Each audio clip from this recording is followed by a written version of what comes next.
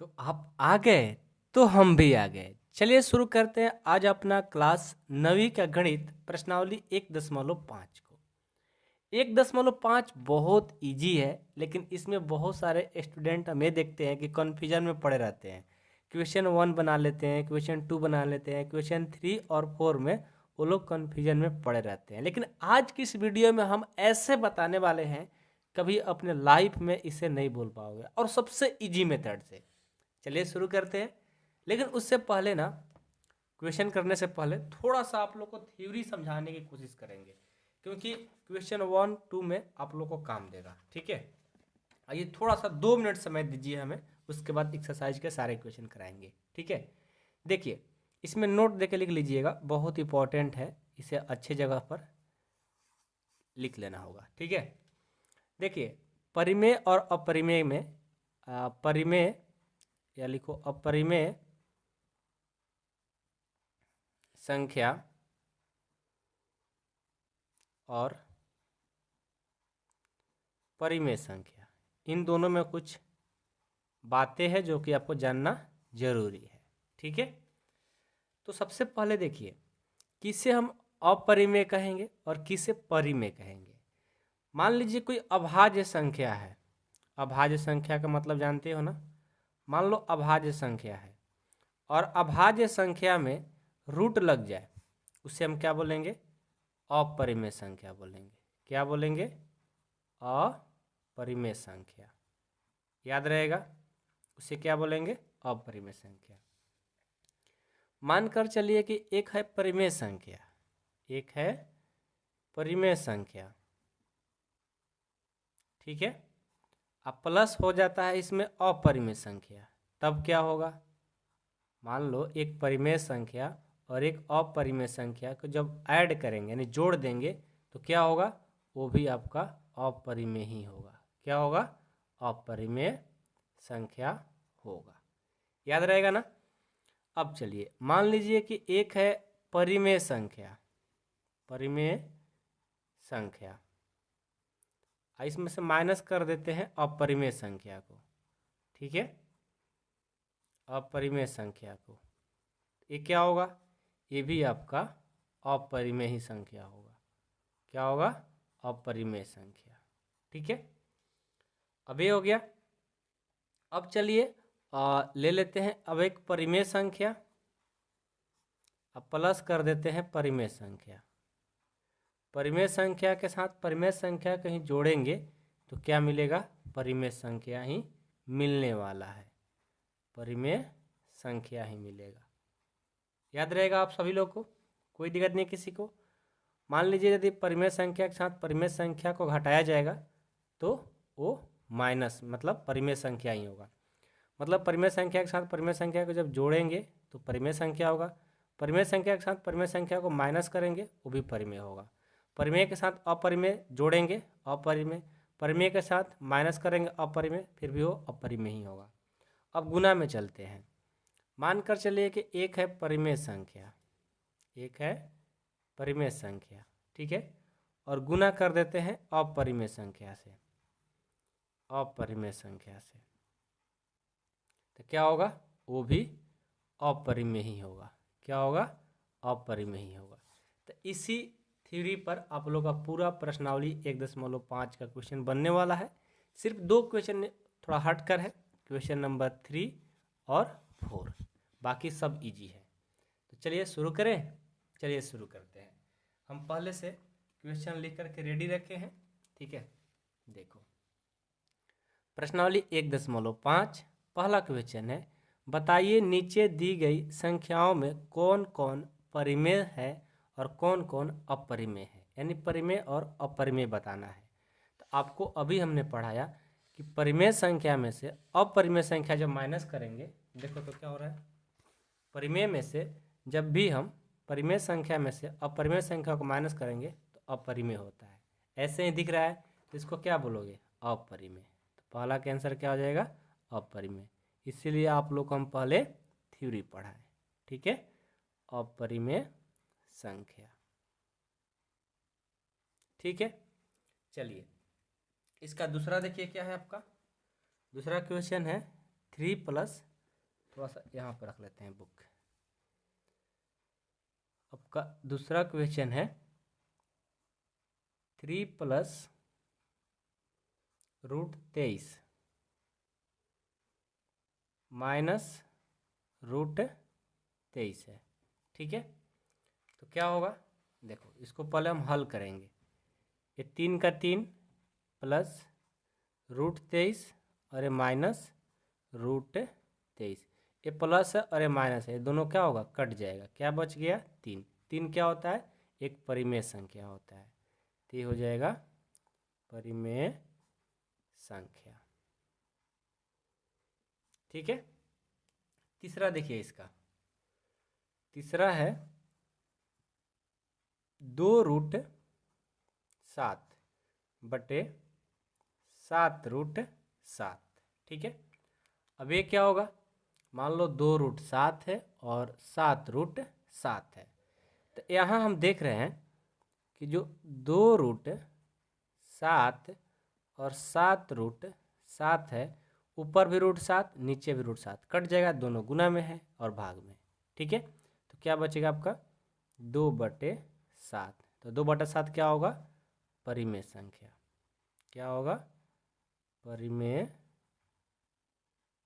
संख्या, आंसर, ठीक है।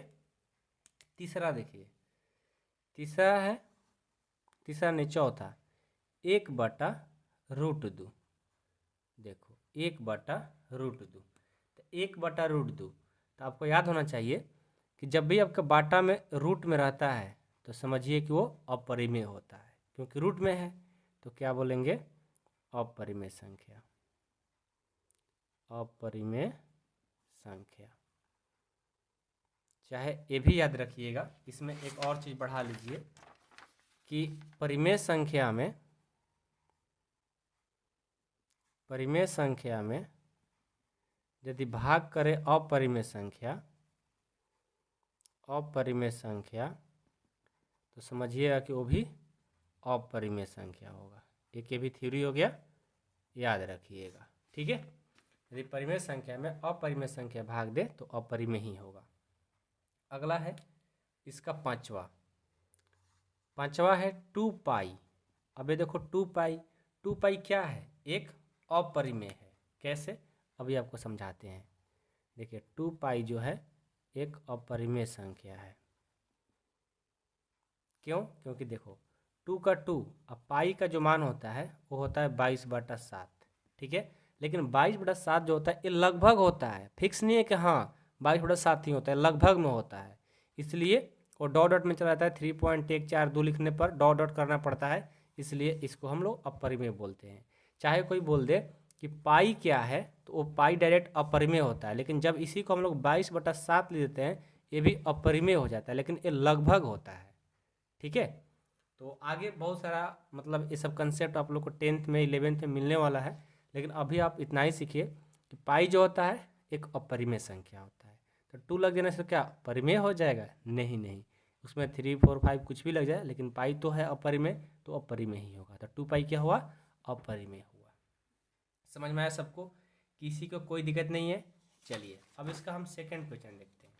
ये क्वेश्चन सेकंड है, निम्नलिखित व्यंजकों में से प्रत्येक व्यंजक को सरल कीजिए। यानी इसे सरल कहने का मतलब है हल करना है और इसे छोटा रूप में करना है, ठीक है। पहला देखिए 3 + √3 × 2 + √2 है। इसको बनाने का एक तरीका होता है, यहाँ पर आपको समझाने की कोशिश करेंगे। ये होता है तरीका कि a + b ये है इंटू a + b है, ठीक है। तो इसको गुना करने का तरीका होता है कि a को लेंगे, इस a को लेंगे, ले लिए, तो इन दोनों से गुना करा देंगे, तो कोष्ठ में रख देंगे a + b। फिर क्या है +b, तो +b यहाँ रखेंगे और +b से इन दोनों में फिर से गुना करा देंगे a + b।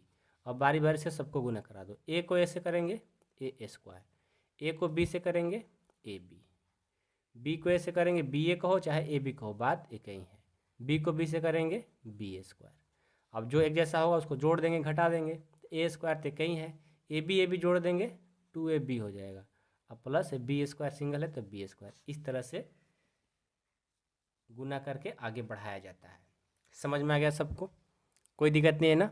चलिए इसे हम करके दिखाते हैं आप लोग को, ठीक है। ये है ना, सबसे पहले इसको एक बार लिख लेंगे। यहाँ से लिखेंगे सॉल्यूशन यानी हल, 3 + √3 × 2 + √2। हम लेंगे 3 को लिए तो इन दोनों से गुना करा देंगे। 3 लिए 2 + √2 हो गया। फिर लेंगे √3 तो ये हो गया √3, इन दोनों से गुना करा देंगे। 2 + √2 हो गया, ठीक है। अब बारी बारी गुना करिए। 3 को 2 से करेंगे, 3 को 2 से करेंगे 6 होगा, ठीक है। फिर 3 को √2 से करेंगे तो ये हो जाएगा 3√2। अब ये मत समझना कि इसको अंदर से गुना करा देंगे √6, नहीं भाई, क्योंकि रूट के साथ होता है, बिना रूट वाला बाहर ही रहेगा, तो 3√2 हो गया। अब इसको √3 को 2 से करना है तो क्या होगा, 2 बाहर हो जाएगा, रूट का रूट ही रहेगा, 2√3 हो जाएगा। अब ये देखो इन दोनों में रूट है तो रूट अंदर रहेगा, तो √3 दूना 6 हो जाएगा। कहने का मतलब समझ रहे हैं क्या कहना चाहते हैं हम? यहाँ पर ये 2 बाहर था, रूट में नहीं था, और √3 में रूट था, यानी 3 में रूट था, 2 में रूट नहीं था, तो 2 बाहर ही रहेगा और रूट वाला रूट में रहेगा। जब यहीं दोनों जब रूट में रहेगा तो अंदर गुना हो जाएगा, तो 3 दूना 6 हो गया। समझ गए? अब चलिए, अब इसका आंसर क्या होगा? बस इतना ही, क्योंकि ये सिंगल है, इसके जैसा कोई नहीं है, इसके जैसा भी कोई नहीं है। अब ये मत समझना कि 3√2 है, 2√3 एक जैसा है, नहीं भाई, अंदर का टर्म देखते हैं कि ये 2 है और यहाँ पर 3 है, तो कहाँ से एक जैसा है, नहीं ना, तो इसको ऐसे ही छोड़ देंगे। इतना ही पर आपका आंसर हो गया, ठीक है। चलिए ये हो गया दूसरा का पहला। अब इसका दूसरा देखिए, दूसरा है 3 + √3 × 3 - √3, ठीक है। चलिए इसे बनाते हैं। ये भी बहुत ईजी है, ध्यान से देखिएगा, बहुत ईजी है, ठीक है। 3 को लेंगे, पहले सॉल्यूशन यहाँ पर लिख लेंगे। 3 को लेंगे, इनसे गुना करा देंगे सबसे, 3 - √3 प्लस √3 लेंगे, इनसे गुना करा देंगे, 3 - √3। तो यहाँ देखो तो क्या होगा, 3 को 3 से करेंगे 9, माइनस 3 को √3 से करेंगे 3√3 हो जाएगा। √3 को 3 से करेंगे ये प्लस 3√3 हो जाएगा। √3 को √3 से करेंगे √9 हो जाएगा। यहाँ से देखो ये 9 का 9, ये देखो -3√3 और प्लस 3√3 दोनों एक जैसा है, और प्लस माइनस है, दोनों क्या होगा, कट जाएगा। बचेगा क्या, -√9। 9 का वर्गमूल क्या होता है, 3, तो 9 में से 3 जाएगा 6। ये आपका आंसर हो गया, ठीक है। अगला देखिए, तीसरा इसका, तीसरा है √5 + √2 का होल स्क्वायर है, ठीक है। तो आपको ये तो फार्मूला याद होगा, a + b का होल स्क्वायर क्या होता है, a² + 2ab + b²। तो इसको a मान लो, इसको b, इस फार्मूला पर बैठा दो, तो क्या होगा इसका सॉल्यूशन देखो, √5 a² होता है, तो इसको a माने हैं, इसको b, तो √5 का स्क्वायर हो जाएगा, प्लस 2 a का मान √5 है ना, तो √5, और b का मान √2 है तो √2, प्लस b², b का मान √2 का स्क्वायर हो जाएगा। √5 का स्क्वायर कितना होगा, 25, प्लस ये 2 का 2, और √5 √2 से गुना करेंगे, दोनों रूट में है तो √10 हो जाएगा, और √2 का स्क्वायर करेंगे √4 हो गया। अब क्या करेंगे, √25 का वर्गमूल 5 प्लस 2 √10, √4 का वर्गमूल 2। तो यहाँ से देखो तो 5 और 2 7 प्लस 2 √10, ये आपका आंसर हो गया, ठीक है। अगला देखिए, अगला है 4 नंबर। 4 नंबर क्या है, √5 - √2 इंटू √5 + √2, ठीक है।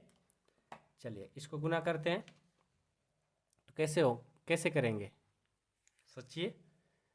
तो सबसे पहले √5 को लेंगे, इनसे गुना करा देंगे, तो √5 प्लस √2 हो गया। फिर -2 रूट लेंगे, तो √5 प्लस √2। अब इसको इससे गुना करेंगे तो रूट कितना हो जाएगा 25, 25। √5 को √2 से करेंगे √10, फिर इसको करेंगे √10, फिर इसको करेंगे -√4। तो यहाँ देखो तो √25 का वर्गमूल कितना होता है 5। ये प्लस है और ये माइनस कट गया, ये -√4 का वर्गमूल 2, 5 में से 2 जाएगा 3। ये आपका आंसर हो गया। आई होप कि आप लोग को क्वेश्चन नंबर 2 अच्छे से समझ में आ गया होगा। अब हम क्वेश्चन नंबर 3 को देखते हैं। अब देखिए आपका क्वेश्चन 3 है कि आपको याद होगा कि पाई को एक वृत्त की परिधि मान लीजिए C और उसके व्यास मान लीजिए D के अनुपात से परिभाषित किया जाता है, अर्थात पाई = C/D है। यह इस तथ्य का अंतर्विरोध करता हुआ प्रतीत होता है कि पाई अपरिमेय है। इस अंतर्विरोध का निराकरण आप किस प्रकार करेंगे। ये देखिए क्वेश्चन आपके नॉलेज के पर्पज से दिया गया है और अच्छा क्वेश्चन है, इसमें बहुत सारी बातें हम लोग समझेंगे। ठीक है, आइए क्या कहता है। पहले आप लोग ध्यान दीजिएगा कि जो पाई होता है, पहले तो बोला है क्या, एक वृत्त बनाने के लिए हम एक वृत्त बनाते हैं। ठीक है, ये देखो थोड़ा सा और छोटा,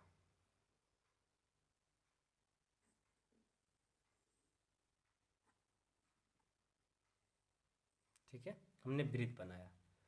अब इस वृत्त में कहा गया है कि ये आपको याद होगा कि पाई को एक वृत्त की परिधि, पाई की वृत्त की परिधि C और उसके व्यास मान लीजिए D।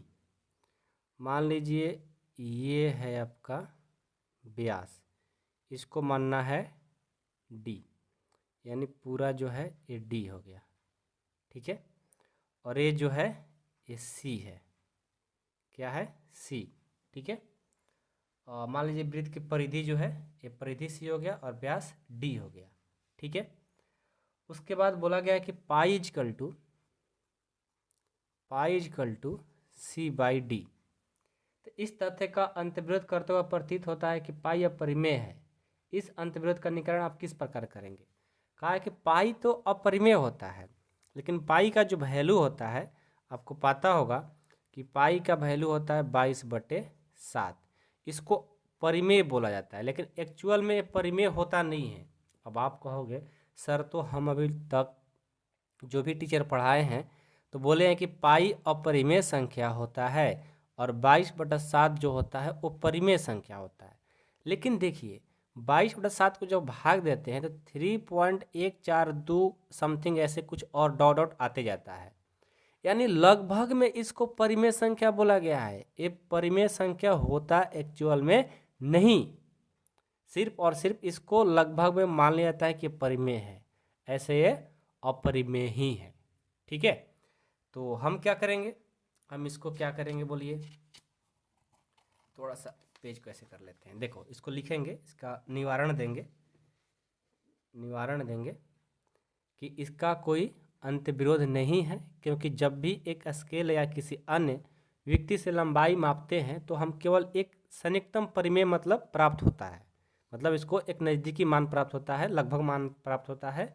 अतः हम अनुभव नहीं कर पाते हैं कि C या D अपरिमेय होगा। ये परिमेय होगा अपरिमेय होगा हमें पता नहीं चलेगा भाई। ठीक है, क्योंकि लगभग में होता है परिमेय, एक्चुअल में तो परिमेय होता नहीं है। तो इसका यही लिख देना है, बस हो जाएगा। लिख दें कि आप लोग कर लीजिएगा। चलो लिख देते हैं, लिखेंगे इसका कोई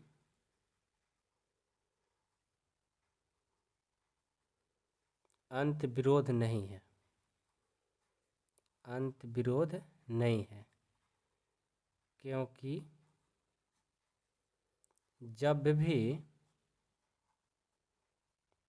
एक स्केल या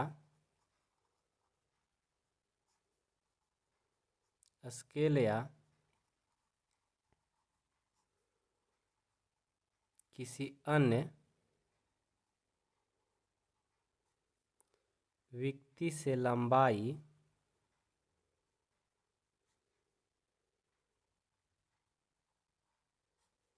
मापते हैं तो हमें केवल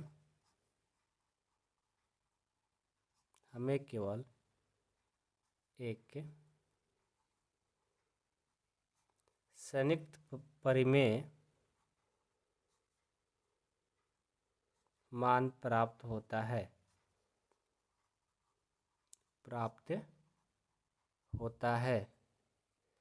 तो क्या कहेंगे, अतः यह अनुभव नहीं कर सकते हैं या अनुभव नहीं कर पाते हैं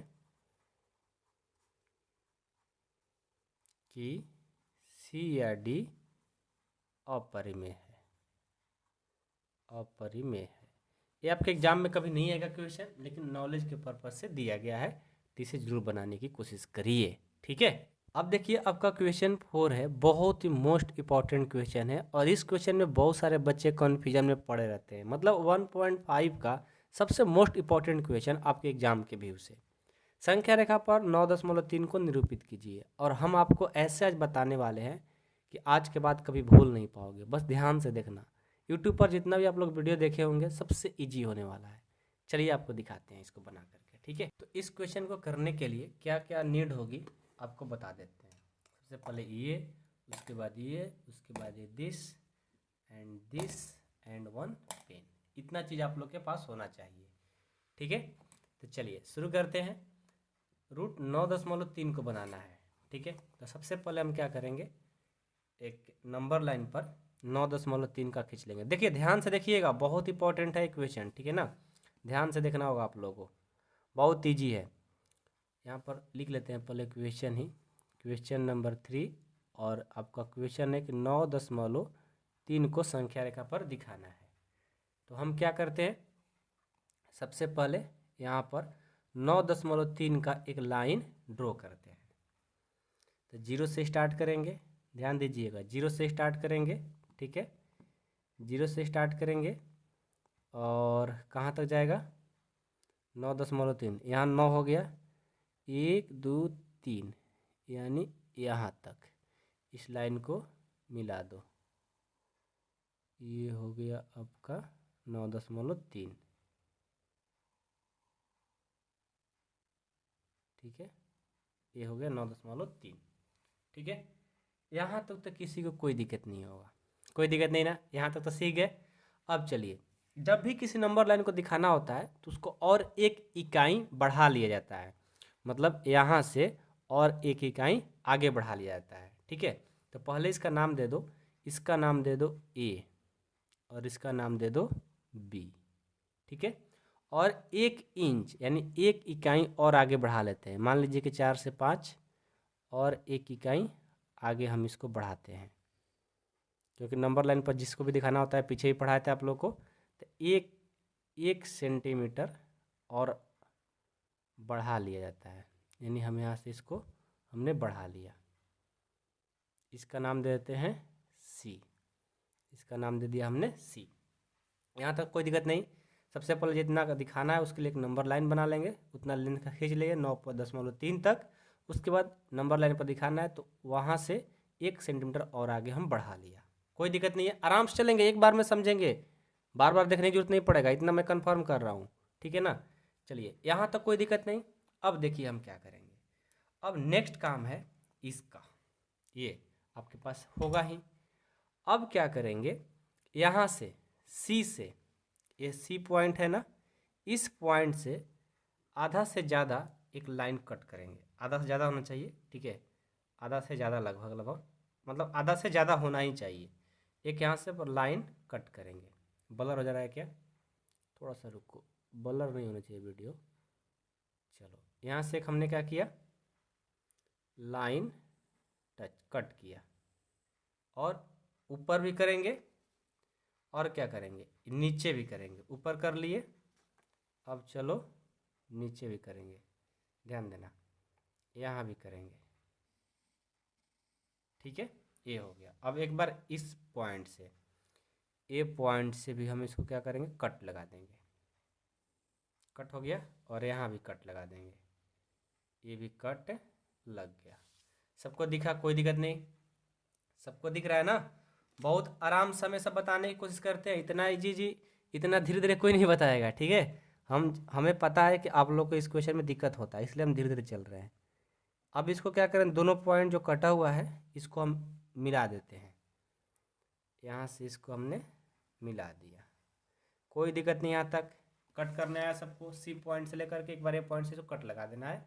अब ये देखो हमने ए कर लिया, इसका नाम दे दो ओ, कोई दिक्कत नहीं। अब चलिए, अब क्या करेंगे, अब इसको लेंगे, अब हम इसको लेंगे चांद को, चांद से देखेंगे ये बी पॉइंट से, क्योंकि 9.3 से देखेंगे। ये जो चांद है यहीं पर कट किया ना, ए वाला कट किया है। अब यहाँ से 90 डिग्री पर एक लाइन ड्रॉ करें। 90 डिग्री कहाँ हो रहा है, ये देखो 90 डिग्री यहाँ हो रहा है, ये 90 डिग्री। अब इसको क्या करेंगे, हम मिला देंगे, लेकिन 90 डिग्री से अभी मिलाएंगे कैसे, अभी मिला ही नहीं पाएंगे। क्यों, क्योंकि हमें इसे नंबर लाइन पर दिखाने से पहले आपको एक अर्धवृत्त चाहिए। यहाँ से एक अर्धवृत्त बनाएंगे, लेकिन अर्धवृत्त बनाएंगे कैसे भाई, तो देखो कुछ नहीं करना है। ये जो ओ पॉइंट है ना, ओ पॉइंट से सी पॉइंट तक यहाँ इसका डिस्टेंस नापो। देखो ये देखो ओ पॉइंट से इसका डिस्टेंस देख रहे हो, देख रहे हो, देखो ओ पॉइंट से सी पॉइंट का डिस्टेंस और ओ पॉइंट से ए पॉइंट का डिस्टेंस, यानी दोनों का सेम हो गया। अब यहाँ से क्या करेंगे, एक अर्धवृत्त बना लेंगे। क्या करेंगे, अर्धवृत्त बना लेंगे। अर्धवृत्त सबको बनाने आएगा, अर्धवृत्त बन गया। अब हमने क्या किया था, यहाँ चांद लेकर के 90 डिग्री एंगल बनाया था, यहाँ पे 90 डिग्री का यहाँ बना था ना। अब क्या करेंगे, हम इसको 90 डिग्री एंगल बना दिए यहाँ पर, यानी इसको हम क्या करेंगे, अब यहाँ से मैच करा देंगे।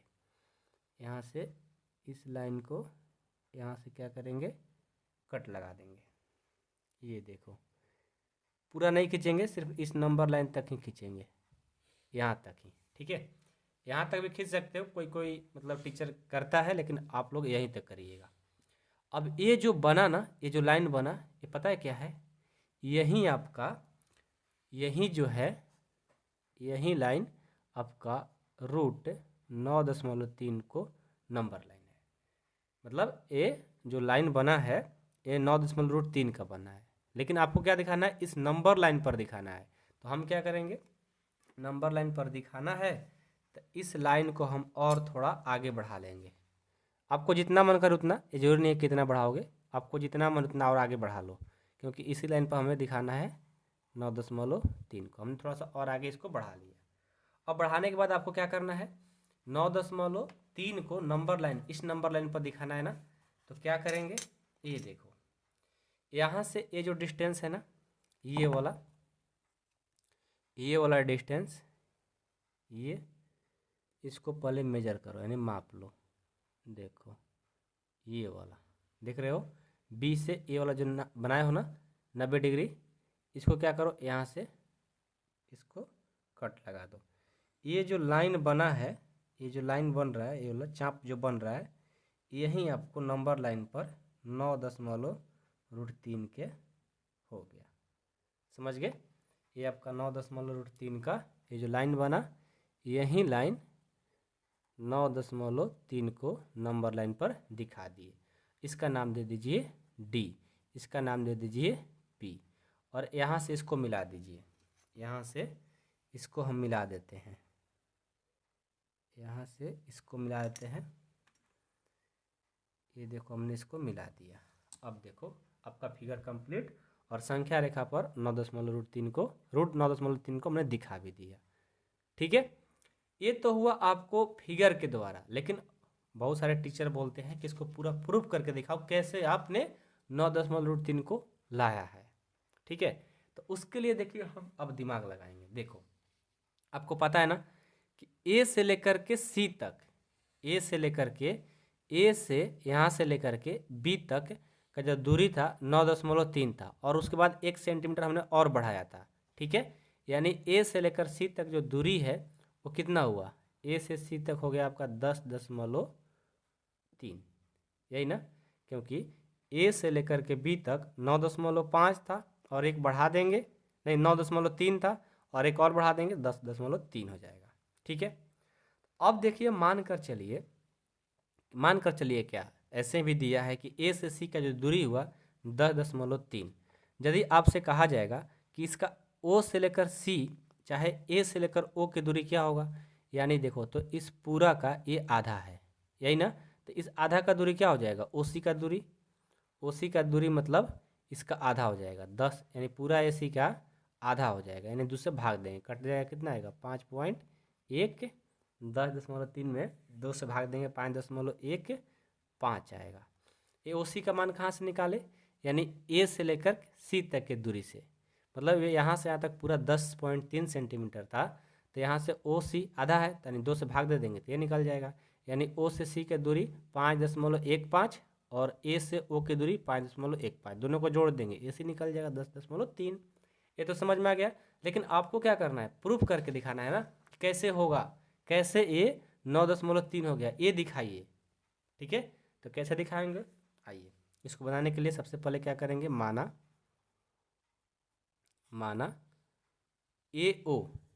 ए से लेकर के ओ के दूरी को हमने x मान लिया। जब हमने ए से ओ की दूरी x माने हैं तो ओ से सी की दूरी x ही होगा, क्योंकि यहाँ से यहाँ दूरी और यहाँ से यहाँ की दूरी बराबर है, तो ए ओ बराबर x, तो ओ सी बराबर भी x ही होगा। ठीक है, कोई दिक्कत नहीं। अब देखो जो ओ सी है आप मेजर कर सकते हो कि यहाँ पर जो एंगल बन रहा है, यहाँ पर 90 डिग्री का एंगल बन रहा था ना, इसको बना देते हैं। ये जो ओ सी है, ठीक है, देखो 0 से लेकर के ये 5.3 और इसको भी मेजर करोगे, मापोगे, ये वाला 5.3 का ही बनेगा। ठीक है, यानी यहाँ से यहाँ का डिस्टेंस और ये वाला दोनों बराबर है, तो क्या कहेंगे कि ओ पी भी कितना हो जाएगा, ओ पी भी आपका x ही हो जाएगा, क्योंकि ओ सी एक्स लिए तो ओ पी भी x ही होगा, क्योंकि दोनों का दूरी बराबर है। ठीक है, अब चलिए हमें तो सिर्फ किस में चाहिए था, इस ट्रायंगल में, तो ट्रायंगल के लिए क्या आ रहा है, ओ पी आ रहा है, पी बी आ रहा है और ओ बी आ रहा है, तो ओ बी का भी दूरी चाहिए ना, हमें तो ओ बी का दूरी पता नहीं है, ओ बी का दूरी लेकिन चाहिए, तो ओ बी का दूरी देखिए तो ओ से लेकर सी तक का दूरी x है। ठीक है, और बी से लेकर सी की दूरी घटा देंगे तब हमारा ओ बी आ जाएगा, तो बी से सी की दूरी कितना था, एक सेंटीमीटर बढ़ाए थे, तो इसमें माइनस कर देंगे 1, तो आपका ओ बी का मान आ जाएगा। यानी पूरा ओ सी है x, ओ बी निकालना है, तो आपको पता है कि बी से सी की दूरी 1 था, तो इस पूरा में से 1 घटा देंगे तो ओ बी की दूरी आ जाएगा, तो ओ बी बराबर हो गया x माइनस 1। ठीक है, और आपको तो पता ही है कि P से B की दूरी जो है, P से D की दूरी जो है 9.3 है, जो कि इसी को प्रूव करके आपको दिखाना है। ठीक है, तो कैसे दिखाएंगे, सबसे पहले ए वाला जो फिगर है ना यहाँ बना लेंगे, ए वाला फिगर बना लेंगे और इसका मान रख देंगे, इसका नाम O है, इसका नाम P है, इसका नाम B है, और ये जो दिया है ये आपका 9.3 इसको दिखाना है, और ये जो है x है और ओ बी क्या है, x माइनस 1 है। तो चलिए हम किससे प्रूव करेंगे, पाइथागोरस परिमेय से, पाइथागोरस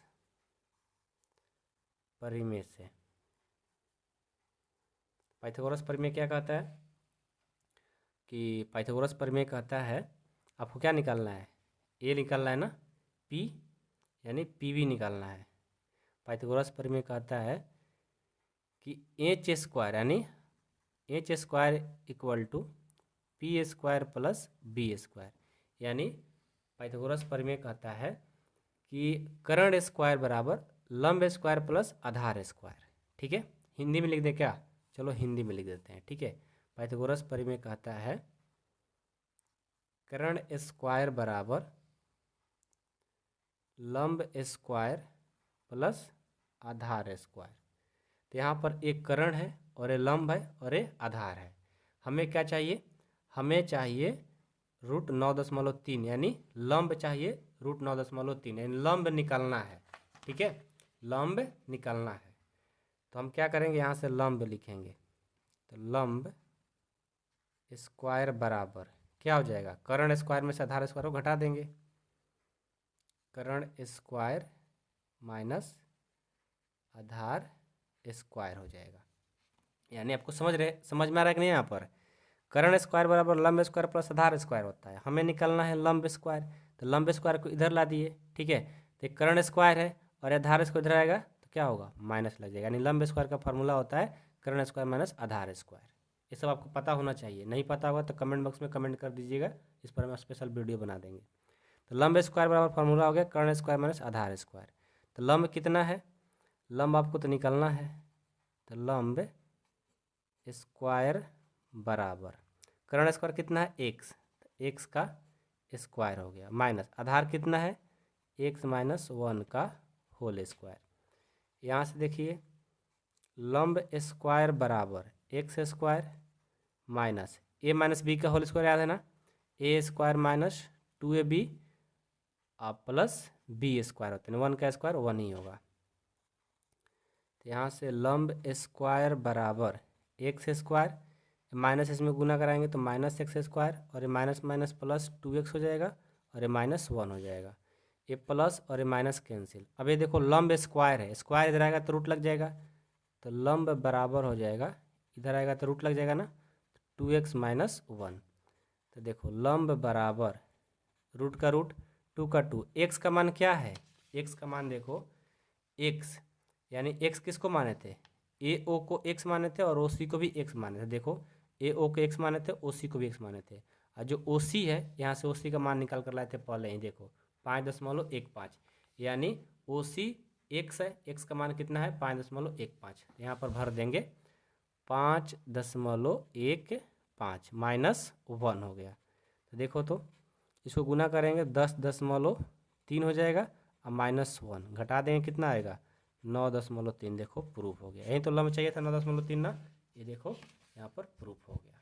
इस तरह से बनाया जाता है, बहुत ही मज़ेदार क्वेश्चन है, बस ध्यान से बनाओगे ना कभी नहीं भूलोगे, ठीक है। तो उम्मीद करता हूँ कि क्वेश्चन आप लोगों को समझ में आया होगा, कोई दिक्कत नहीं है किसी को, सबको समझ में आया।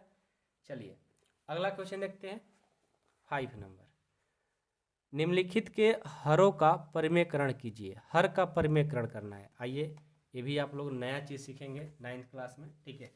पहले से क्वेश्चन लिख करके हमने रेडी रखा है, ठीक। आइए ध्यान दीजिएगा, पहला क्वेश्चन है कि 1/√7, इसको सोल्यूशन करना है 1/√7 को। तो हर का परिमेयकरण का है ना, नीचे वाला हर होता है, ऊपर वाला अंश होता है।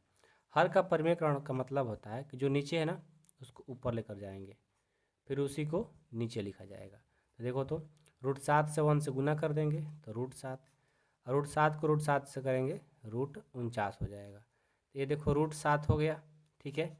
और √49 का वर्गमूल क्या होता है 7, ये आपका आंसर हो गया। इसका दूसरा देखिए, दूसरा क्या है, दूसरा है कि 1/√7 माइनस √6 है, ठीक है। यानी 6 है, तो इसको कैसे करेंगे, देखो बहुत ईजी है, इसमें आप बहुत सारा चीज़ सीखेंगे, नए चीज़। √7 माइनस √6 है, इसको गुना में कन्वर्ट कर देंगे। अब जो नीचे वाला है ना वहीं ऊपर लिखेंगे √7। आइए देखिए ये माइनस है ना तो चिन्ह बदल जाता है √6, और सेम जो ऊपर लिखे वहीं यहाँ भी लिखेंगे। यहाँ पर समझे कुछ, यहाँ पर देखिए एक अंक था इसलिए यहाँ पर कुछ माइनस प्लस नहीं हुआ, लेकिन 2-3 अंक के साथ रहता है, जब माइनस रहता है तो ऊपर प्लस हो जाता है, जब प्लस रहता है तो माइनस हो जाता है, यही हर का परिमेयकरण का मतलब होता है। अब देखो, अब इसको सिंपल गुना करा दो, क्या हो जाएगा, एक को इतना से करेंगे तो उतना ही होगा, √7 प्लस √6। अब ये देखो तो अब इसको गुना कराएंगे तो क्या हो जाएगा, देखो ये ए है और ये बी है, और ये ए है और ये बी है। आप ए फार्मूला जरूर पढ़े होंगे कि ए minus b a plus B, इसका फार्मूला होता है ए स्क्वायर माइनस बी स्क्वायर, क्योंकि दोनों जगह सेम सेम अंक है, सेम सेम डिजिट था, ए स्क्वायर माइनस बी स्क्वायर हुआ, ये ए हो गया ये बी हो गया, ये ए हो गया ये बी हो गया, यानी √7 का स्क्वायर कर देंगे और माइनस √6 का स्क्वायर कर देंगे, तो क्या होगा, ऊपर ज्यों का त्यों, और नीचे √7 का स्क्वायर कितना √49, अब माइनस √6 का वर्ग स्क्वायर 36। यहाँ से √7 प्लस √6 ये रफ में है, ठीक है। और √7 का वर्गमूल √49 का वर्गमूल 7, 36 का वर्गमूल 6, यानी आपका फाइनल जो आंसर होगा √7 प्लस √6/1, यानी भाग देंगे इतना में से इतना ही आएगा, √7 प्लस √6 आपका आंसर हो गया। ठीक है, समझ में आया सबको। चलिए अब इस तीसरा देखते हैं। 1/√5 प्लस √2 है, तो 1/√5 प्लस √2 को करेंगे, प्लस है ना, तो क्या हो जाएगा माइनस हो जाएगा। ठीक है, अब बटे √5 माइनस √2। अब ये देखो यहीं पर हल कर लेते हैं। एक से इतना से करेंगे तो √5 माइनस √2 होगा।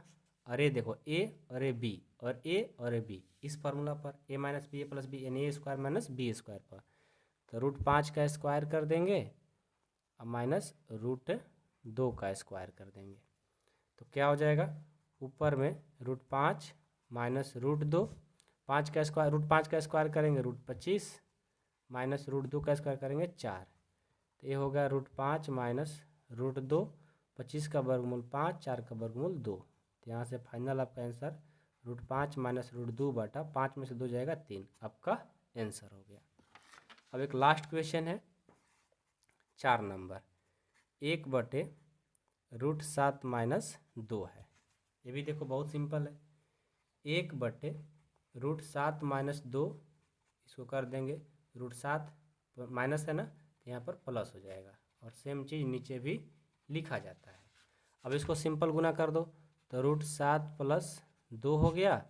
ये देखो a minus b a plus b, यानी √7 का स्क्वायर कर देंगे और √2 सिर्फ 2 का स्क्वायर करेंगे, रूट तो नहीं है, तो देखो √7 प्लस √2 हो गया, √7 का स्क्वायर करेंगे √49 और 2 का स्क्वायर करेंगे 4, तो √7 प्लस √2/7, 49 का वर्गमूल 7 और माइनस 4 घटा देंगे, √7 प्लस √2 हो जाएगा 3, आपका आंसर। ये हुआ आप लोग का क्वेश्चन नंबर 5 कंप्लीट।